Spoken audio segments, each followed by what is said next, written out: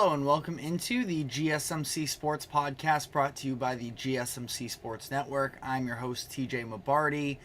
Today is Wednesday, August 14th, and we have some breaking news that just came out about 15 minutes ago that Vikings rookie quarterback JJ McCarthy is officially out for the entire 2024 season. He underwent a full repair of a torn meniscus, so he is going to miss his entire rookie campaign. Definitely very unfortunate news that is coming out of the NFL this morning, so we're going to be giving some thoughts on that. We did sort of have an idea that this was a very real possibility, and we discussed it yesterday that we knew he was going to be getting surgery, just wasn't sure how long he would be out, but we will be breaking down what that means for the Vikings moving forward here, and then we are going to be diving into a conversation around another rookie quarterback in Drake Maye, who is on the New England Patriots, and the reporting is coming out of training camp that the offensive line has been a disaster. The offense as a whole is not functioning well as they're going through joint practices with the Philadelphia Eagles. So we'll be talking about that and whether or not they made a mistake in their approach in their offseason this past year. And then we'll dive into some contract holdout situations. Hassan Reddick requesting a trade from the Jets just a few months after being traded there, and what has turned into a pretty wacky story there. Very unprecedented the way that that's all played out. So we will discuss that, and Jamar Chase as well holding out with the Cincinnati Bengals. And then we will cap off the show by talking some college football, looking at the top 10 teams according to the preseason AP polls, and pointing to the biggest individual games or stretches of each team in the top 10, each of their seasons, and talking about where the biggest prove-it spots are going to be for 2024. So a whole lot to get into. Before we do so, though, just a reminder to like, follow, subscribe wherever you keep up with us. Be sure to use the comment section to give us all of your thoughts on the latest happenings in sports, whether it's a burning question or a quick comment. Anything to make this show more interactive is greatly appreciated. You can also use the new super chat button if you are watching us on YouTube to leave a donation there. Send a super chat and we can make this show as interactive as possible, and it helps us grow the show here. So again, anything greatly appreciated there. Just about 15 minutes though. Just about 15 minutes ago, we got the news that JJ McCarthy is going to be out for the entire 2024 season after he underwent a full repair on his torn meniscus that he suffered during the Vikings preseason game against the Las Vegas Raiders on Saturday. So a very unfortunate turn of events. Yesterday we talked about this and we understood that it was definitely on the table in terms of him being out for the entire year. It sounds like the way that they were approaching this surgery was that they were evaluating him and they weren't going to be able to make a clear-cut decision on whether or not to do a full repair or just do a trimming of the meniscus, depending on the level of concern there. And ultimately, the Vikings decided to err on the cautious side. JJ McCarthy yet to take a snap even of real NFL football.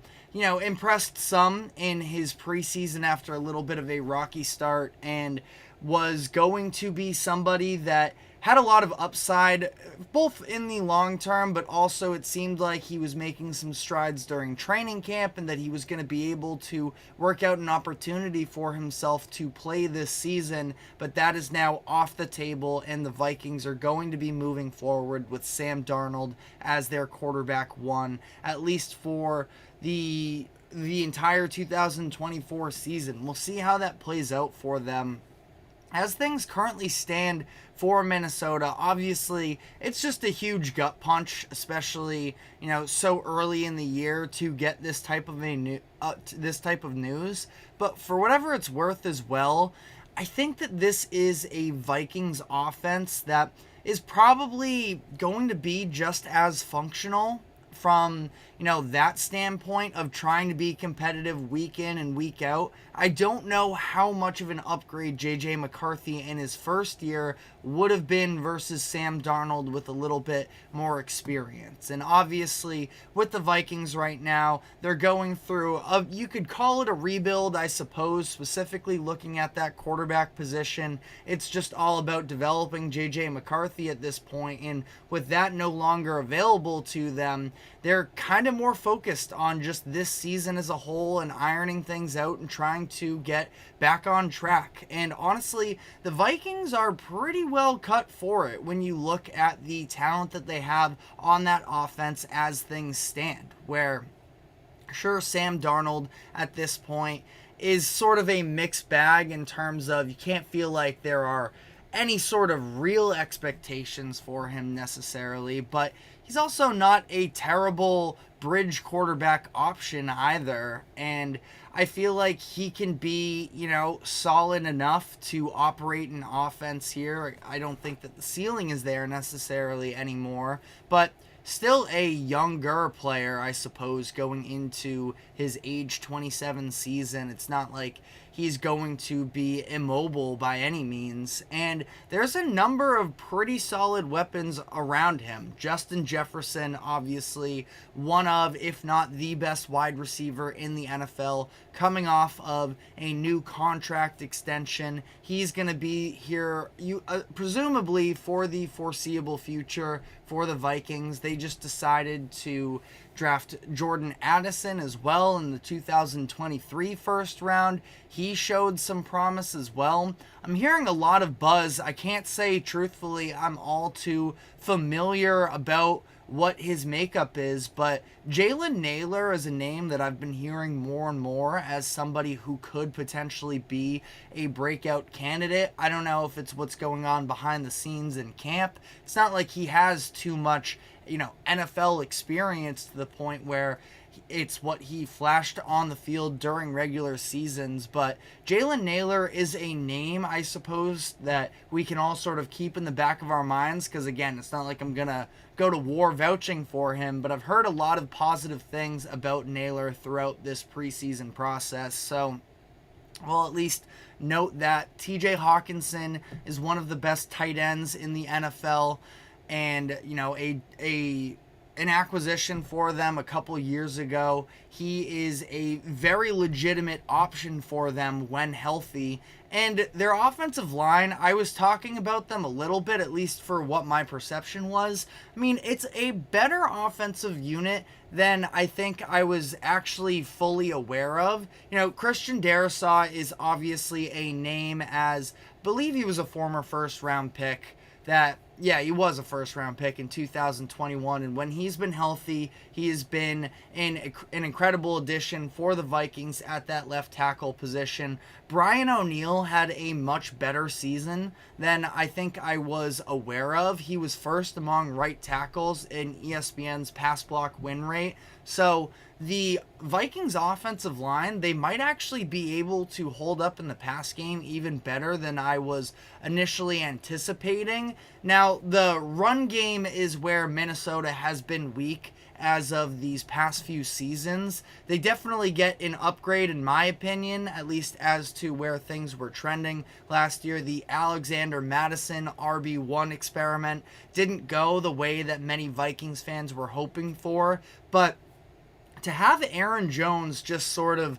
fall into their laps the way that everything played out this offseason, and the Packers going after Josh Jacobs and not having room for Aaron Jones, I mean, specifically, you can definitely mark those games between Minnesota and Green Bay that Aaron Jones 100% has circled on his calendar. So I do think that the run game is going to be better this upcoming year. I'm not going to tell you it's going to be a top 10 rush attack in the NFL by any means, but again, the expectations can only be so limited, I'd argue, with Sam Darnold, but it can actually still be, a net average offense. Kevin O'Connell, I think, is a great offensive mind. And when you have some of the skill players that they do, I mean, the foundation is there. And then I really liked what they did on defense in free agency. We talked yesterday about some of the additions of Jonathan Grenard, Andrew Van Ginkel to help beef up their pass rush a little bit. Had to see Danielle Hunter leave in this exchange, but still, Grenard is a younger player that I think probably had his best season yet for Houston last season. Andrew Van Ginkel, another player, when fully healthy, he was a really nice pass rusher for the Dolphins. Bring in Blake Cashman as well to sort of help bolster up that front seven as well from a linebacking position. And this can be a pretty, especially considering where the Vikings were last year, I believe they were the number one defense in terms of blitz percentage or percentage of plays that Brian Flores called a blitz for. So being able to go out and pick up some players that will help you naturally be able to apply the pressure a little bit more rather than having to rely on design blitz calls could definitely be a step in the right direction for this Vikings defense. And ultimately, they're playing in an NFC North that has a lot of talent. The Lions obviously sort of became Cinderella run, almost makes it feel disrespectful to what they were. But I mean, they were in the hearts of everybody in America, essentially, unless you had rooting interests against them, that I think that they were sort of one of the most popular teams. Everybody just feels good for a Lions franchise that hasn't had much to celebrate over the past couple decades, and they were obviously very talented. The Green Bay Packers sort of emerged with all of their youth talent. Jordan Love sort of rising up here and putting the expectations back on in Green Bay. And then, I've talked about it before, I'm definitely a believer in the Chicago Bears and what they're going to look like over the next couple years. This season definitely could see growing pains, but I think that the Bears are going to be in contention for a playoff spot. So there is a lot going on around the Vikings and the talent that's currently in place in their division, that it's going to be hard to earn a place at the table, per se, in terms of playoff positioning, especially when you're jockeying with these other teams in your own division throughout the regular season. But I think that at this point, the expectations for the Vikings can't be playoffs. They never were in the first place, and it does definitely, hurt that, now especially, you're looking at a situation where it's not even like you're looking at the future quite as much, because the face of the future in JJ McCarthy isn't available for you.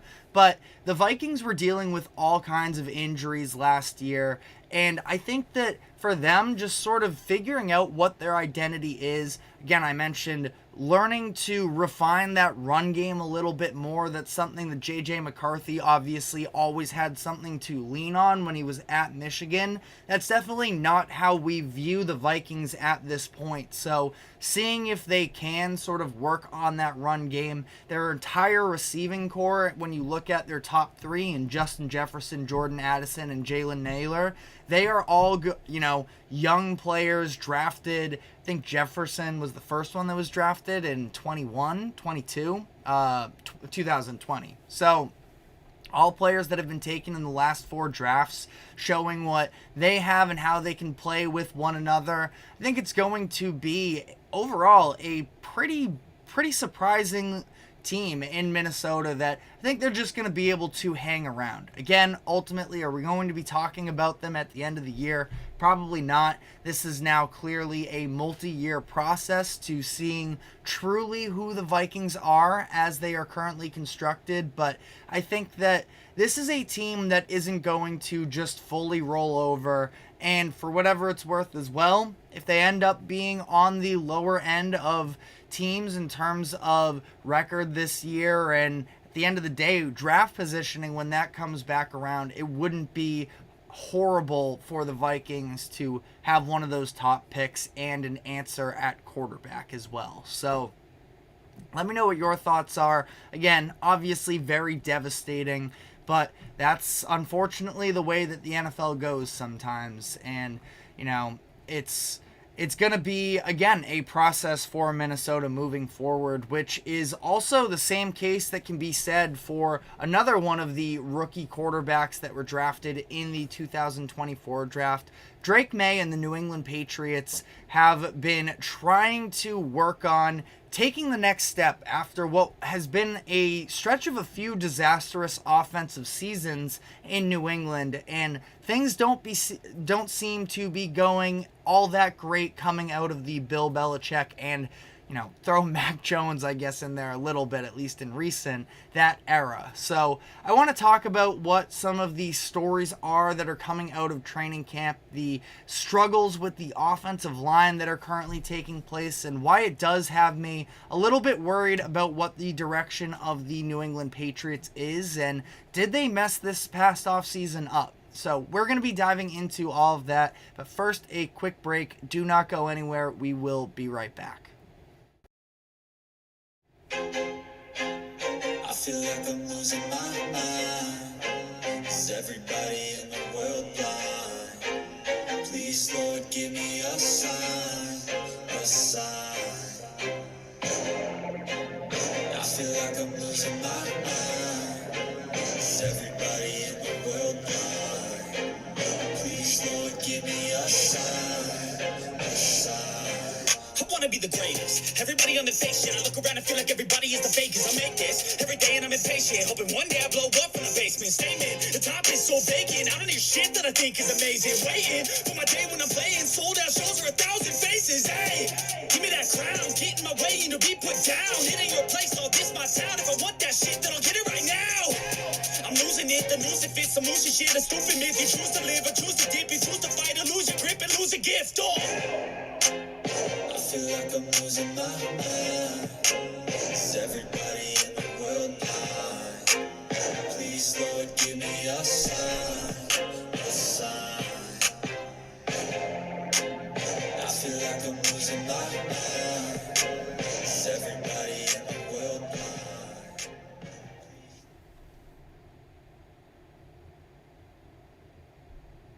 Welcome back into the GSMC Sports Podcast, as we just finished up talking about JJ McCarthy and his injury, another one of the rookie quarterbacks that so many fans are excited about is not off to a great start, as in New England right now, things are reportedly a little messy from training camp. Now, the Patriots are currently undergoing some joint practices with the Philadelphia Eagles, as they're going to be facing off in their next preseason game against one another this upcoming weekend.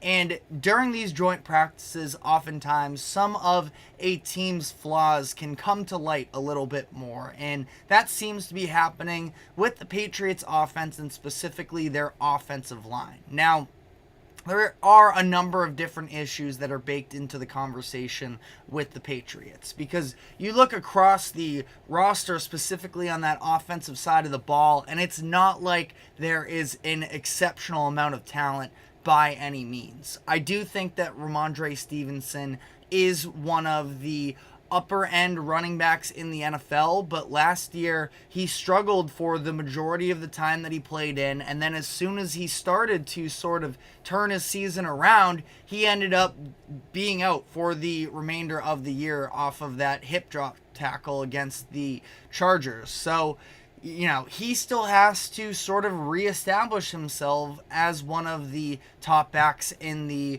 NFL. The wide receiver room is largely, now with the additions of some rookies in Jalen Polk and Javon Baker, maybe we see some optimism coming out of this season, but still definitely no. And it's funny, the whole conversation that Matt LaFleur and the Packers were having of he doesn't really care about having the number one wide receiver on his roster and how he thinks that's a little bit overrated by the media, which could definitely be the case. But if you're not going to have a number one wide receiver, you need a lot of different options for players who can be 2s and 3s, and I don't think the Patriots even have that. It is a pretty lackluster group. So, I think that definitely is an issue. We have seen the Patriots struggle to get separation from their outside players over the course of the past couple years. But really for the Patriots, the biggest issue is that offensive line, which has been a problem for a couple years now. And it's why we saw by the end, Mac Jones went from, I know the Pro Bowl's a joke, but he had a good rookie season.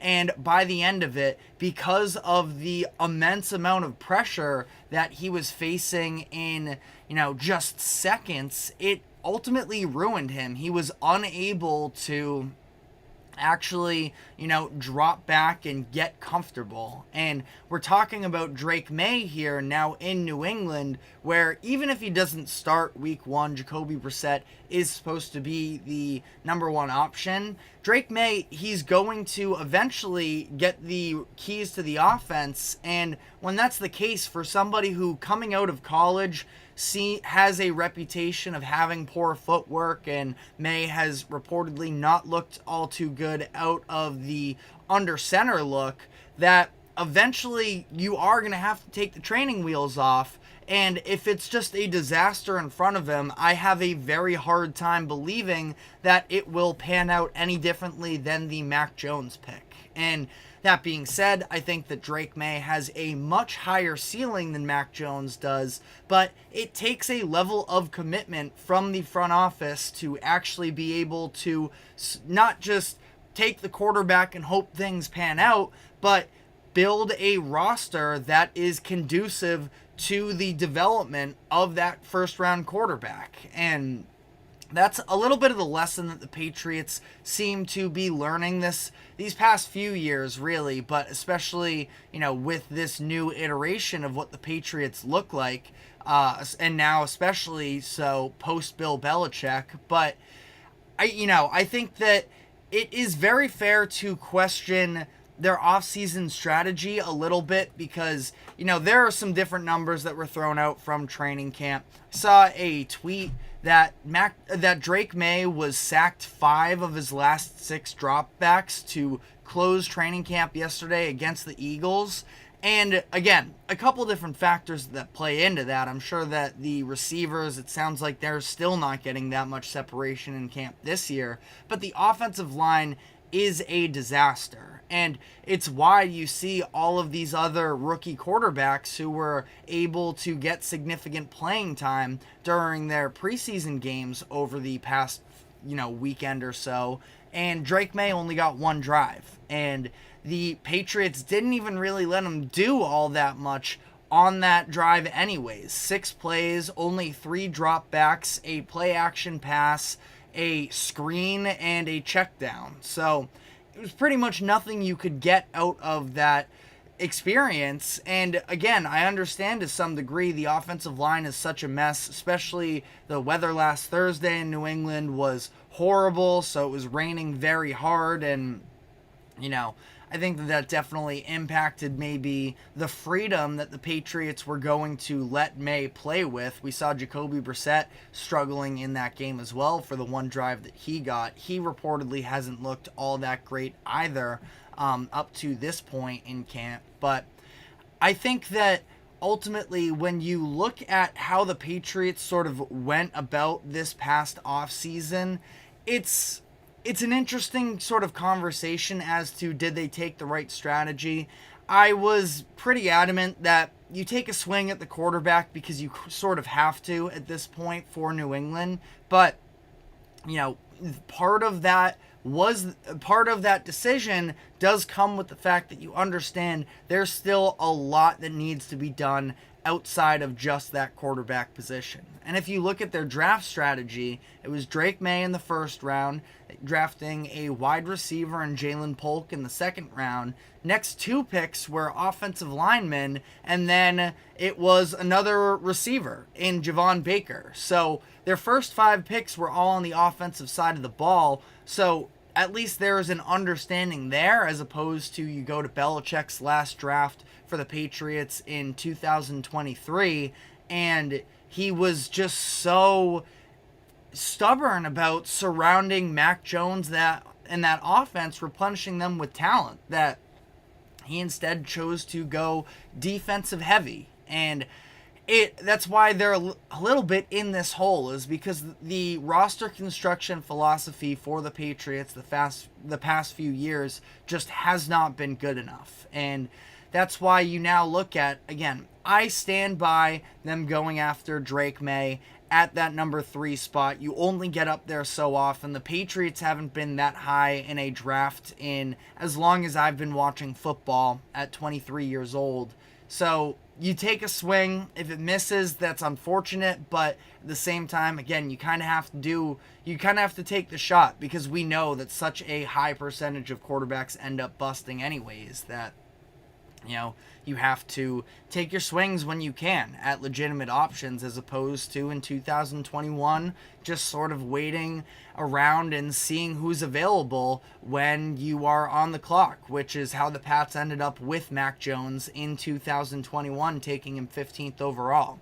So, again, I think that their draft strategy was fine this year, but it's just the fact that they didn't do anything really to address the offensive line situation. And that's why we see Brissett and May constantly under duress in these practices, and they just haven't really done all that much to, improve it. But that being said, what's stopping them from making the moves now? Obviously, we are in preseason, and at this point, there aren't free agents available necessarily that are going to be improvements, but there's still time to be able to, you're probably picking up along the margins, but it's training camp. If there are players that aren't necessarily poised to be in starting position on other teams, I would take some swings at probably lower priced offensive linemen now available, because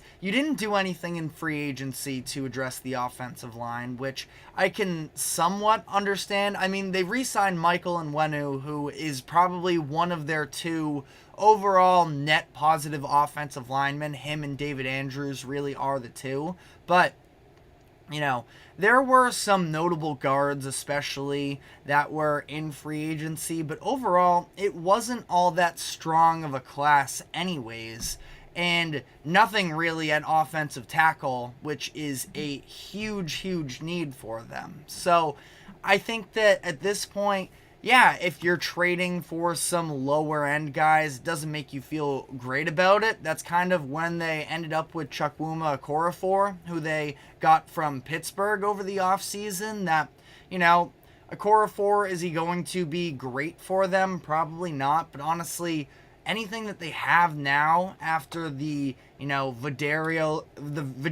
Lows and Antonio Maffis, and just having such incompetence at the offensive line, frankly, for the past couple of years, that I think they kind of just have to take some shots. And obviously with the Patriots, eventually receiver is going to, it still is a position of need, but I really don't view it as the number 1 priority and need at this point.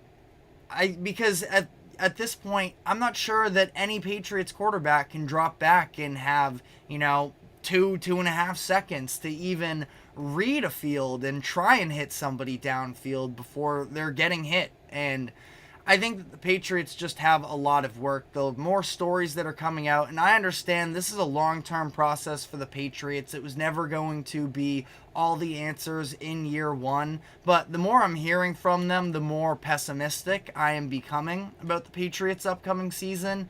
And for whatever it's worth, now they at least have an idea of the quarterback answer in the building. so it's not like they have to tank necessarily and try for the best possible draft position. But at the same time, there's just the difference, especially between them and their own division with teams like the Bills, the Dolphins, and the Jets. There's a large margin that they have to make up for in terms of talent on the roster that Patriots are probably a good few years away from, really being competitive again. And that being said, I do think that they have a number of very impressive players on their defense and that Drake Maye is going to coach them to be a good defense. But with the Patriots, the story the past few years has been that the offense has been incompetent. And that's where they need to improve if they ever want to start winning football games consistently again. And doesn't really feel like this is going to be the year. But again, this wasn't supposed to be the year. So, I don't know. Let me know what you think in the comments section. Again, I don't want to be too harsh because this was always sort of the plan, that it was going to be a little bit of a rebuild here. But very messy from what it sounds like in camp so far, and I'm not very optimistic that the Patriots offense is going to be all that much improved this upcoming season. But time will tell there. But we are now going to be diving into some of the contract holdout situations, and we're talking about the Patriots right now. We're going to be sticking in the AFC East and talking about the New York Jets, who just in March decided to trade for Haason Reddick to beef up that defense a little bit. He came in for one meeting and he is yet to return to the Jets facility and has now requested a trade. So a very messy situation going down in New York. We will be breaking down all of the drama there and whether or not the Jets will be able to come to an agreement with him. But first, we have to take a quick break. Do not go anywhere. We will be right back. Looking for your daily fix of sports talk without having to pay for it? GSMC Sports Network is available on YouTube. Just search GSMC Sports Network. Get your fix of daily sports talk shows on YouTube. Absolutely free. NFL, college football, NBA, MLB, MMA, UFC, fantasy football, and so much more. GSMC Sports Network has shows running all day long, with new sports shows starting every 2 hours. Just like on your favorite cable sports channel, except GSMC Sports Network is absolutely free. Just search GSMC Sports Network on YouTube to catch one of your new favorite shows, like the GSMC College Football Podcast, Chip Shot Football Podcast, Hoops and Heels Women's Sports Podcast, GSMC Basketball Podcast, and so many more. Check it out for yourself. GSMC Sports Network, now available on YouTube absolutely free. Search GSMC Sports Network on YouTube right now.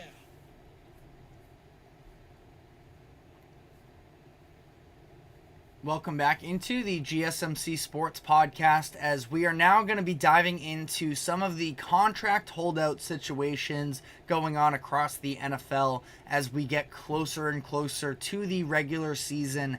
And we have a very interesting situation going on in New York with the Jets, as Haason Reddick, who they just made the trade for just a few months ago in March, traded a conditional third-round pick that could even become a second-round pick based off of playing time, that it has been a bit of a disaster up to this point, and he has been unable to really be reached for the Jets.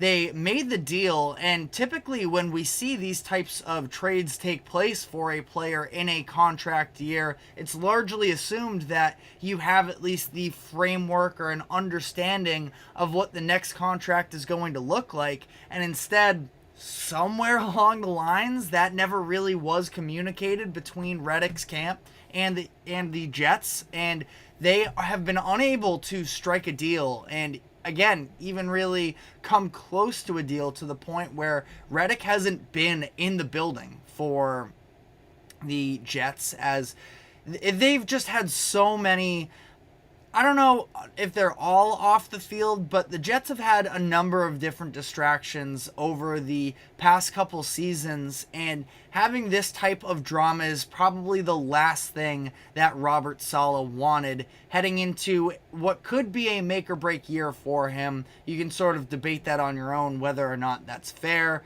I kind of see both ways. There seems to be a lot of dysfunction, obviously, which is what we're talking about right now with the Jets since things have all come into play here. But Saleh has also coached the Jets to be, one of the top defenses in the league these past few years. So I find it a little bit hard to fully blame him for everything that's going on right now. And, it just seems like the Jets can't really seem to catch a break at this point. But Reddick, he's a very talented player when he is on the field, a former first-round pick in 2017, and he is coming off of back-to-back Pro Bowl seasons. He was All-Pro second team in 2022. He's emerged as a very consistent double-digit sack type of player with 11 sacks last season, 16 in 2022, and he's been at that double-digit mark for every season since 2020, and he's done so for 3 different teams. So that talent level has been able to hold up for him among these different destinations. But for whatever reason, him and the Jets just can't see eye to eye on this. So it's super unprecedented for a player to be traded in a contract year like we were talking about and just have completely different ambitions as to what the contract number and the extension is going to look like. What makes this all that much more complicated as well is the fact that the Jets just had Bryce Huff on the staff last season, and they decided that it wasn't directly a part of this deal with Reddick, but after Huff has this breakout season for the Jets last year, ends up having 10 sacks, that they were comfortable letting him go, which I can understand. Huff had obviously the 10 sacks jump off the page for him, but especially when you look at his overall production level, it's not like he was necessarily on the field quite as much as that 10 sacks may really lead you to believe. That, I think he only played in at least 50% of their defensive snaps in 4 or 5 of the games last season. I think it was 5 specifically that he even hit 50%, never played more than 56% of defensive snaps for the Jets last year in any individual game. So, again, I sort of supported them in the idea of you let Huff sort of walk in free agency. He goes to the Eagles. So, again, not that it was a one-for-one trade, but it kind of opened the door as well for Huff to head to Philadelphia along with the Jets' 3rd-round pick. And now it seems like Jets might not even get anything out of this deal. Now, I think that that's probably a little bit dramatic. Eventually, if I'm the Jets, I'm not going anywhere in terms of, letting Hassan Reddick off the hook a little bit and having this 3rd-round pick just get away from them for nothing, because at this point, the value is going to be diminished. For Reddick as well, yes, he's a good player, but he is also, at this point, 29 years old, turning 30 in September, and it's not like he's somebody that I think is going to garner this massive deal that he seems to be expecting. Again, I'm not sure. Obviously, his agents have to be a lot more tuned in, and they would know more accurately what the market looks like, but especially, I don't think that Reddick can sit out this 2024 season and then see himself anywhere close to the top 20 highest paid pass rushers next year. That's at least in my own opinion.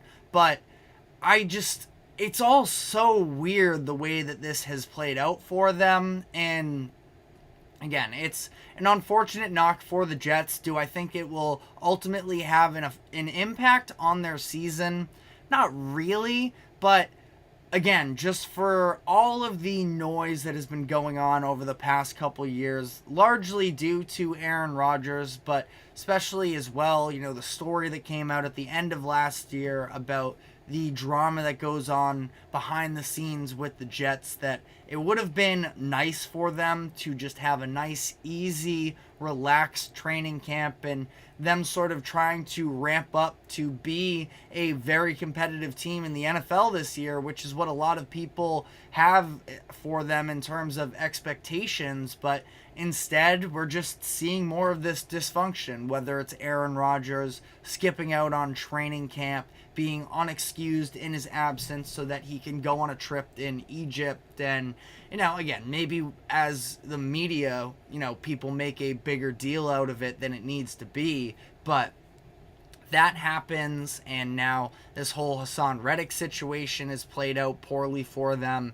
So it's just been a very kind of loud offseason, which is almost the last thing that the Jets needed after last year obviously being a disappointment, and understanding that at some point soon, as much as I think that Robert Saleh is an excellent defensive coach especially, that at some point the Jets have been investing into this team and they just haven't hit those expectations yet. But that being said, if Aaron Rodgers is a league average quarterback, then the Jets can probably still make the playoffs. They do have a very talented defense, whether Hassan Reddick is there or not. I think that their defensive group is still, in that top 10, probably along those lines of groups across the league. That might even be a little bit low for them. I think, safely speaking, Jets are a top 10 defense. And they've made a lot of moves in the offseason to try and be ready for this year. They've addressed the offensive line, bringing in 3 new starters there for what was a very weak group. They bring in Mike Williams as well this offseason out of the buyout market, and that for a player for a 1-year deal, that's, if he's fully healthy, that is a steal in Mike Williams, and that's just your number 2 wide receiver behind Garrett Wilson as well. So this is a Jets team that has a lot of roster talent. Aaron Rodgers, I do definitely have real concerns with him headed into, his age 41 season at this point. And we've gone through the history of quarterbacks age 40 or older on this show before. Don't want to rehash that whole debate. I do have concerns, though, with Rodgers for that reason, but he's also going to be a first ballot Hall of Famer. So I think it would be irresponsible as well. I'm going to point out all of the red flags if things don't work out. I'm not going to be shocked necessarily, but I'm also definitely not going to entirely rule him out. This team has at least won 6-7 games with horrible quarterback play the past couple of years. So if Aaron Rodgers, again, league average is kind of just what you're shooting for. I've made the comparison before as well, that if he can be 2015 Peyton Manning, I believe, 2015 is definitely the year that the Broncos capped things off there. But if he could be at least in the realm of 2015 Peyton Manning, could probably still even be better, because at that point Peyton was definitely washed, losing his job to Brock Osweiler, but coming back in for that final playoff run. I'm not saying the Jets are going to win the Super Bowl, but they can 100% make the playoffs and see where things go from there. My expectations for the Jets are most certainly not Super Bowl. I do want to make that clear there, that I think ultimately they are going to be in that mix. I worry a little bit whether or not they can fully get it done, but at the same time, they have a great opportunity this season to at least a season with a playoff win at this point, based off of how the past 10 years or so have gone for the Jets. Kind of sounds like a good season at that point, and they're going to have questions to answer about at the quarterback position post Aaron Rodgers, but I'm sure Jets fans are saying to the screen right now, we don't want to worry about that right now, and I'm with you. This is just about this season. What can the Jets put out there? And, we'll have to see. But the Hassan Reddick drama has definitely not been a part of the plan, you could say, at the very least, for the Jets. But they're obviously not the only teams dealing with their issues with the, contract extension and the holdouts and such. I mean, we're not diving into Brandon Ayuk today, but that obviously has been a very, very loud conversation as of the entire offseason, really. But Brandon Ayuk also isn't even the only wide receiver that is holding out of practice. As yesterday, we saw Jamar Chase not show up to practice whatsoever. He's been holding out the past few weeks or so, and yesterday was an entire no-show. So I do want to talk about that situation in Cincinnati for what feels like it should be a no-brainer move for the Bengals to re-sign Jamar Chase, but maybe there are some things going on behind the scenes that could be holding that process up. So we are going to dive into all of that, but first, a quick break. Do not go anywhere. We will be right back.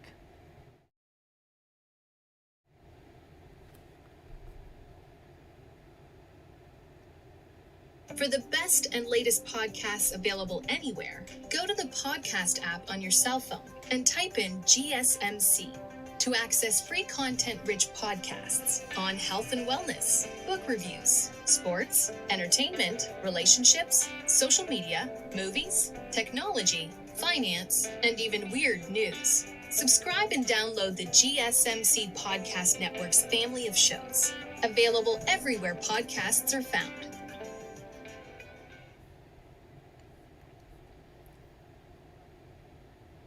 Welcome back into the GSMC Sports Podcast as we continue to talk some NFL training camp leading up to the upcoming season.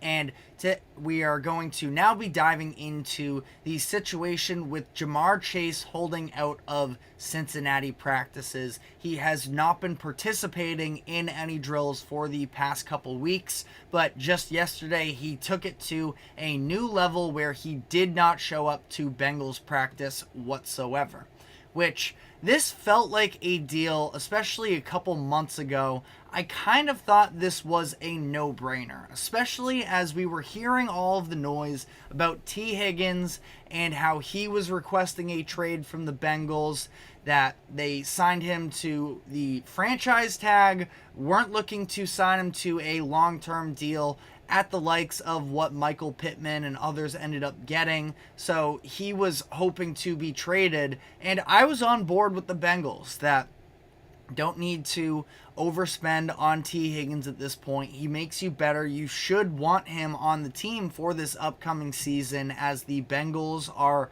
one of the best teams in the AFC and in the NFL when Joe Burrow is healthy. So you want to take advantage of the window that's available to you.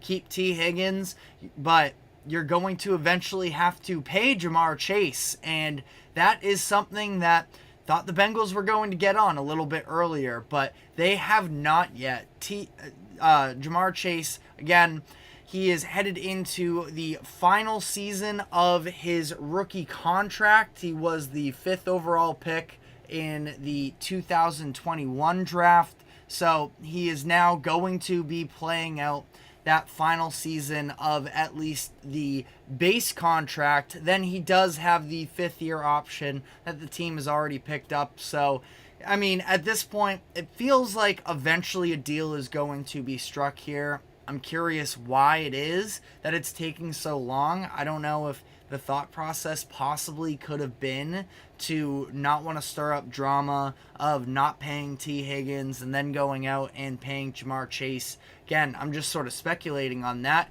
perspective, but Jamar is very clearly a big-time piece of what the future of the Bengals look like. Former teammate of Joe Burrow back in college at LSU. So the rapport is very clearly there. From the moment that Jamar Chase showed up, it has been pretty special to watch him and Joe Burrow be able to link up with one another. Burrow had his year where he started taking off by going to his guy in Jamar Chase. That has been the best season of Chase's career up to this point. So I don't know if maybe that's part of the reason for hesitation on the side of Cincinnati. But I don't know if that's really fair to even say. I mean, Chase's season in 2021 really was special. Over 1,400 receiving yards, 13 touchdowns.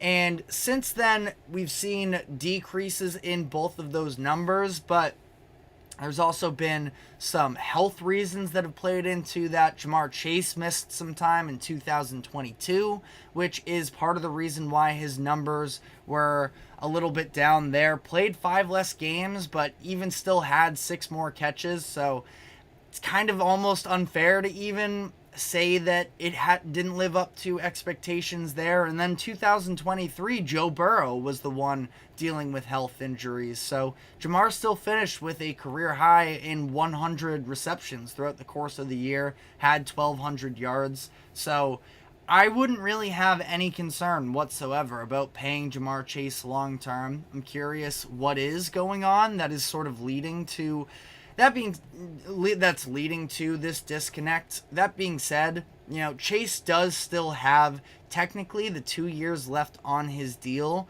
that I guess I understand that maybe they just weren't ready for necessarily having to commit so early. But I mean, ultimately, it's a deal that I would have to imagine eventually gets done. T. Higgins is a very nice wide receiver and could probably be wide receiver 1 on a lot of teams. But again, like I said, the reason why I wouldn't pay him if I'm Cincinnati is because I'm trying to reserve that money for Jamar Chase when the time comes. And ultimately, I think it'll eventually get done, but definitely interesting how it is taking as long as it is. But when you look at the overall, financial situation of the Bengals, because they just gave Joe Burrow his contract extension last offseason that is going to make him a $50 million man, and that is over that, but, that is obviously taking up a significant part of your salary cap space. You were okay with letting Tyler Boyd walk in free agency. He ends up in Tennessee. And they have done things along the margins to be able to bring in some cheap talent as well. Andre Yoshevich, who was a 6th-round draft pick out of Princeton in 2023, I think is when he was drafted. I can double-check that, but yeah, 6th-round pick in 2023.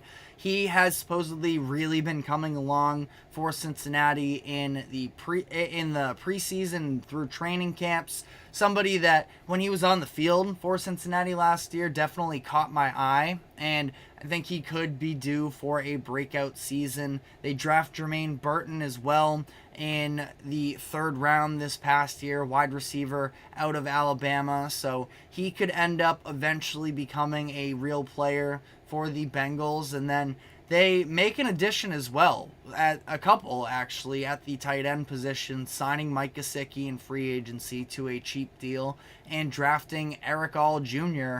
out of Iowa in the 4th round. So Joe Burrow definitely likes having his tight ends. That's a lot of weapons, and again, ultimately very cheap for the collective talent that is in that receiving core. Jamar Chase isn't going to stay cheap forever, though. And as much as I do really like Joe Burrow and I trust him to be able to work with whoever's on the field for him, this is a deal I would just do, especially if Burrow's on board with it, which I would have to imagine that he is.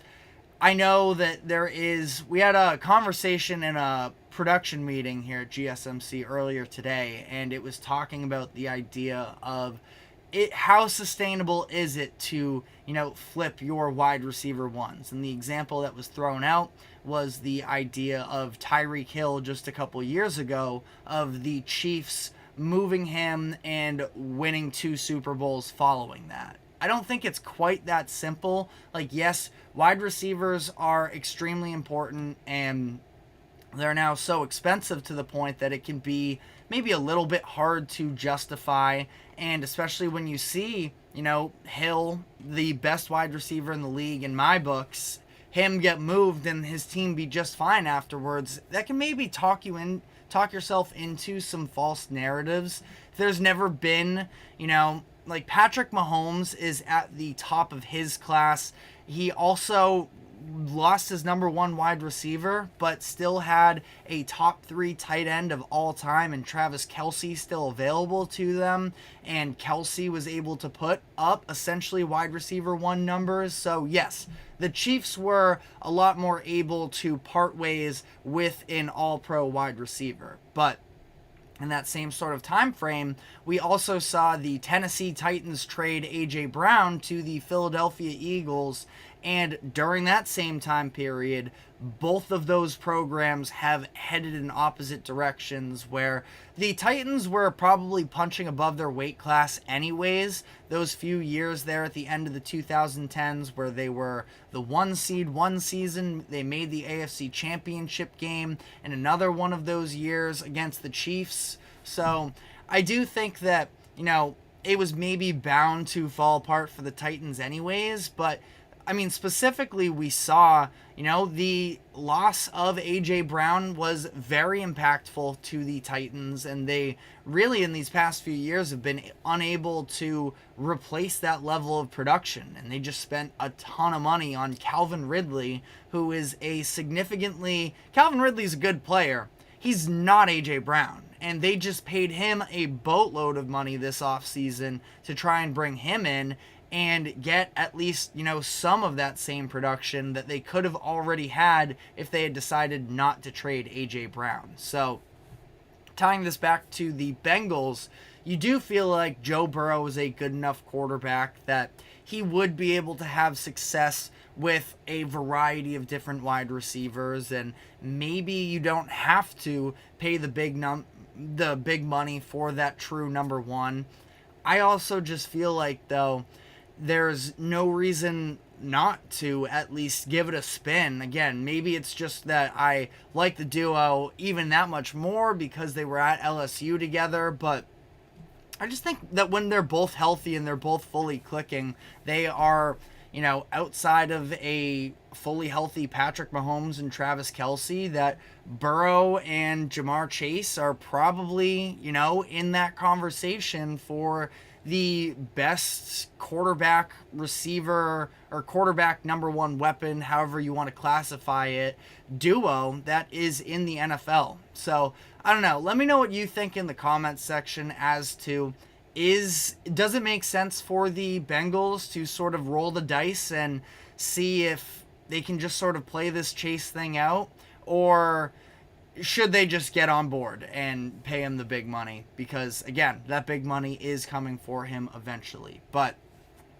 let me know in the comment section what you think. We are now going to be taking our final break of the show, and when we come back on the other side, so we're continuing to preview the upcoming season some for college football. I want to go through each of the top 10 teams in the AP preseason polls and point out the number one game or number one stretch of games for each of those top 10 teams where they are going to have to prove themselves. So stick with us, and we will be right back after this quick break.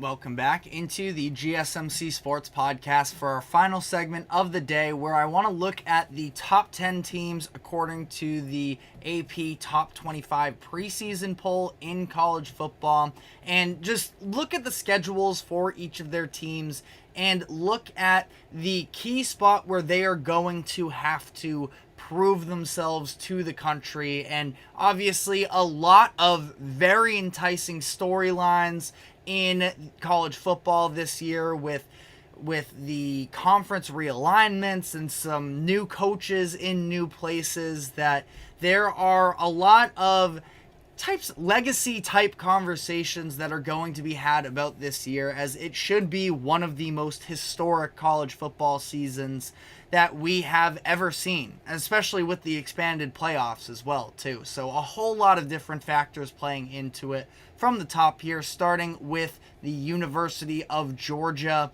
where we saw Georgia coming off back-to-back national championships in 2021 and 22. 23 being a one-loss team, feels like, they definitely had a case to be made for being one of the four best teams and making the playoffs last year, but so contested at the top that they are not let in. And this year, I don't know if it was directly because of that, they did beef up their schedule this year, especially in comparison to what was a little bit of definitely an easier, to say the least, regular season schedule last year. So, they have College Football Network has them with the 9th hardest schedule in the country. There's a number of key games to tune into. Love that week 1 matchup between them and Bama. Talk about them, scheduling more out of conference. Definitely a big one there. But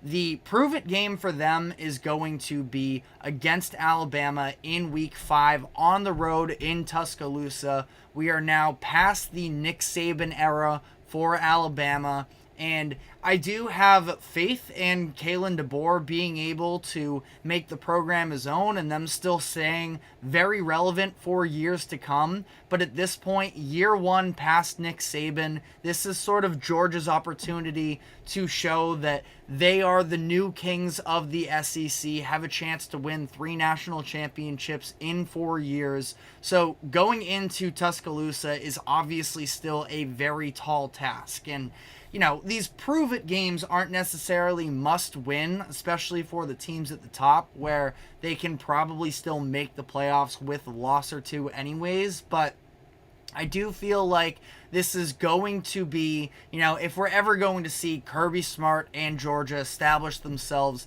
as the team to beat in the SEC post Nick Saban, it starts with this year, and a win in Tuscaloosa would do wonders for that little bit of a narrative. Number 2, we have Ohio State. Think that they have a pretty light schedule out of conference. It's 3 big games for them. It is at Oregon in week 7. It is at Penn State in week 10. But the prove-it game, obviously for Ryan Day at this point in his Ohio State career, is getting that win versus Michigan. So finish off the season with Michigan. Of course, Michigan has won 3 straight times. Ryan Day yet to win the big one for Ohio State. And I'm definitely not panicking by any means for them. You remember early on at Harbaugh when he was in Michigan, and he lost his first 5 matchups versus Ohio State, and his job status was under question then. And that's kind of where we're at a little bit as well with Ryan Day. Now, it's not, completely eye to eye in that comparison. Michigan was in a much worse place when Harbaugh came in and took over.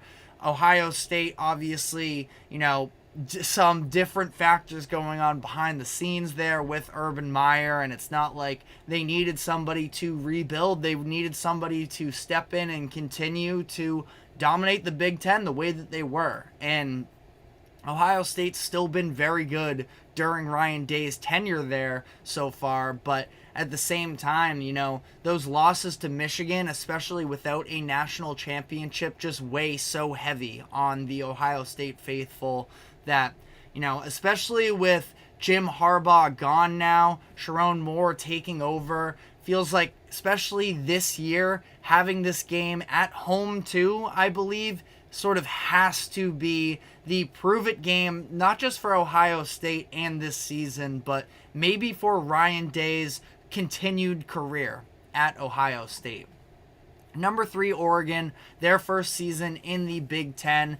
The games, they have games versus Ohio State at home and Michigan on the road this year. I think that Ohio State is going to be the one to really prove themselves that, Oregon and Ohio State are really being ranked, it seems like, by most people in that same top tier of the Big Ten. And then having, the Michigans, the Penn States maybe slightly below them. But having them at home versus the top dog in your new conference, winning this game for Dan Lanning and Oregon would be a massive statement. Another team that is new to their conference in the Texas Longhorns. I think there are a few candidates in this one as well. Michigan week 2 should be a great game and one that I am definitely keeping my eyes on as well. But this is really far more so about Texas being able to hold up in their new conference. And that's when you look at the SEC games and, really it's looking at that same sort of philosophy like we just talked about with Oregon and their game against Ohio State. For Texas, the prove-it game is going to be versus Georgia. Now, obviously, a tall task there, so you could also sort of argue as well the Red River rivalry against Oklahoma just a week prior. The combination of those games back-to-back in Oklahoma and then versus Georgia, that's a very tall task. So, I could give them a little bit of a pass for Georgia, but, at least if they were ever going to make a statement, that would, without a doubt, be the time to do so. And you're doing it at home. I feel like that is probably the closest you're going to get with Texas having that one individual game. I'd more so classify it as the stretch of versus Oklahoma, neutral site in the Red River rivalry, and then at home versus Georgia the following week. But Alabama, obviously new coach in Kalen DeBoer.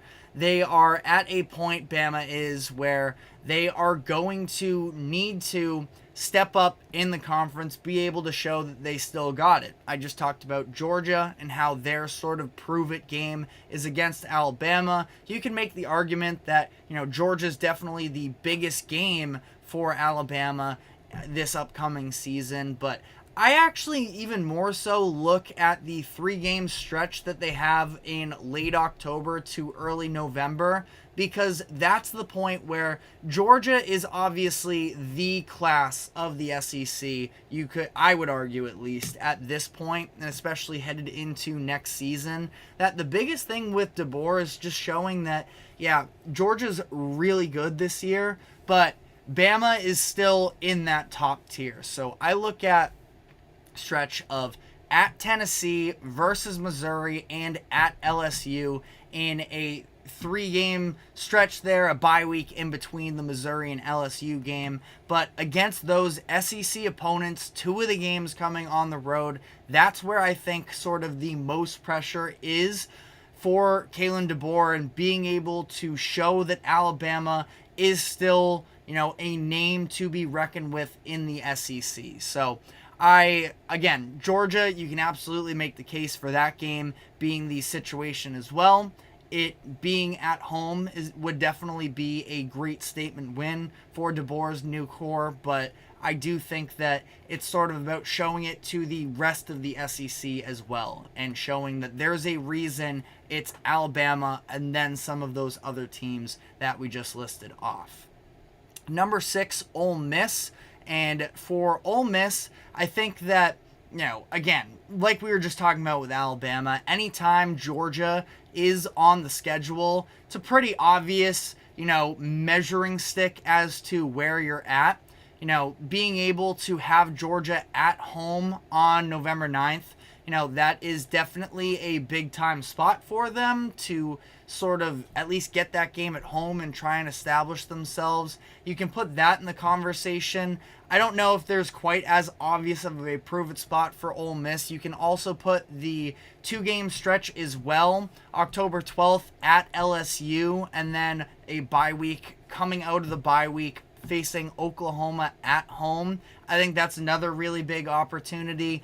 I was thinking about it yesterday, and I feel like, I'm maybe not giving Ole Miss the credit that they quite deserve. Definitely some turnover on the roster that has me questioning a little bit. Are they going to be tough enough in the trenches? We will see. But I think that Ole Miss, again, I would probably lean either that Georgia game or the LSU game as well on the road. Last year, that game was a total classic. And, I think that those are probably the dates that I'm looking to with Ole Miss. Number 7, Notre Dame. Notre Dame doesn't have their usual, juggernaut of opponents that they have to face, which I think makes for a really interesting argument in terms of, how many wins or more so how many losses can Notre Dame get into the playoffs with.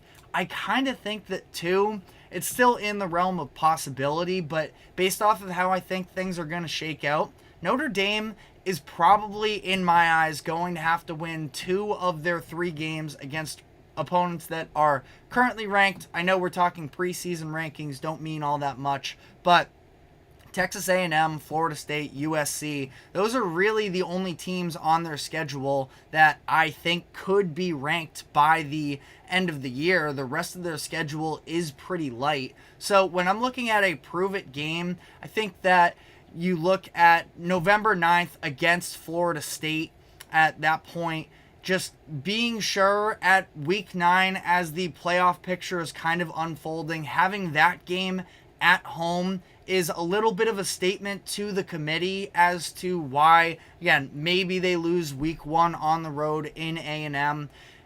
Wouldn't be ideal for the resume, but early in the year as well, you're talking about playing your best football later in the season. That game at home against Florida State, I think, is going to be a crucial one. It's probably their toughest opponent, and if they can't take that game at home again, I think that the committee could very easily talk themselves out of Notre Dame in this new playoff picture as well that does sort of harm Notre Dame a little bit. That I think that it's going to be really important for them to take care of business. Again, I think they need 2 out of 3 against A&M, Florida State, and USC. I'm looking at that Week 9 Florida State game as sort of the one to really show what this Notre Dame team is about. Number 8, the Penn State Nittany Lions. For Penn State, it's a pretty obvious one, I feel like, and that's versus Ohio State at home in Week 10. We talked about it yesterday. Penn State has taken care of business for just about every team that they've possibly needed to play other than Michigan and Ohio State. And this year, no Michigan on the schedule. It's really going to be about that Ohio State game, in my opinion, for Penn State. They have some other good opponents as well. I think that at USC and at Wisconsin in back-to-back games could be a pretty difficult stretch headed into that Ohio State game. But again, Ohio State, we've seen Penn State be able to beat the vast majority of teams, but the big 2 in the Big Ten have been where Penn State just has not been able to sort of assert themselves as they are, on the same tier as them. They've been the little brother, so that's the game I'm 100% looking to. For Michigan, at Ohio State for their final game of the regular season, sort of also has to be the pick. I don't think that Sharon Moore is going to be fully judged off of his success in the, Michigan-Ohio State rivalry in year 1, especially that it's on the road. I actually looked, ESPN Bet already has a line for that, and Ohio State's favored by 9.5 points. So, that's definitely sort of indicative, and I think probably fair as well, even though that's a game that we're talking about, in November already, so any betting line at that point is a little bit ridiculous. But I also think that considering Sherrone Moore taking over his first season at Michigan, as much as that Ohio State game is ultimately someday going to be what Moore's legacy is sort of built upon, I also look at there's another really good opportunity for them to sort of make a name for themselves under Sherrone Moore, and that is against Oregon on November 2nd in Week 10. That's going to be another team that, again, it's probably Oregon and Ohio State as the top two in the Big Ten. And then again, at this point, Michigan, with all of the roster turnover and the coaching turnover as well, that they are probably on that second tier of the Big Ten. But either one of these games would go a very long way for Michigan being able to, make that statement, say, we're still here, and be able to move on from there. But we did talk about, there are some obvious concerns with the Michigan roster this upcoming season and whether or not they are going to have a passing game. But finally, rounding this out here, number 10, we have Florida State. And ultimately, I do think that for Florida State, coming off of an undefeated season, they have a great chance, I think, once again to, they are the class of the ACC as things currently stand, probably going to punch their ticket into the playoffs by, taking care of business there. But, kind of the prove it game, I think, to some degree, and I think that they should win. But I think that game against Clemson at home, beginning of October 5th, that's kind of where I look at. And Dabo Swinney, I'm sure, still has the job security big picture here, but I don't know, maybe I'm kicking someone while they're down at this point, but I kind of feel like they have a chance to further, I don't know if bury Clemson is the right way to put it, but it's been very clear that Clemson's been struggling to hold their ground in the ACC these past couple years. Florida State has come back to prevalence and being able to take over sort of once again. And I think that there's a really good chance that this could sort of be the game for them where they say, actually, step aside, Dabo, we're the ones in charge here. And just for the overall, landscape of the ACC, that's the game I look at. I have some other big ones as well that I considered. At Miami should be a really good game. I'm high on Miami. And then at Notre Dame, like we had just talked about as well. So let me know which games you are most, looking forward to this upcoming season. Again, there's so much to cover college football-wise. I'm going, close to 20 minutes here just talking about the top 10 teams alone and just their schedule. So a whole lot to dive into as the weeks come here. But that is all the time we have for today. Thank you very much for tuning into the GSMC Sports Podcast. Thank you to the GSMC Sports Network for allowing us to host this show. Remember to like, follow, subscribe wherever you keep up with us. Be sure to check us out on social media as well for more exclusive short content. And we will be back tomorrow afternoon, same time as always at 2 o'clock p.m. Eastern. We will see you then. Take care.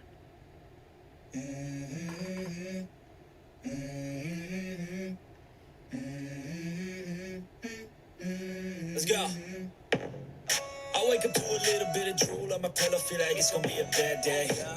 Yeah, I'm tired of shit, and the coffee ain't hit yet.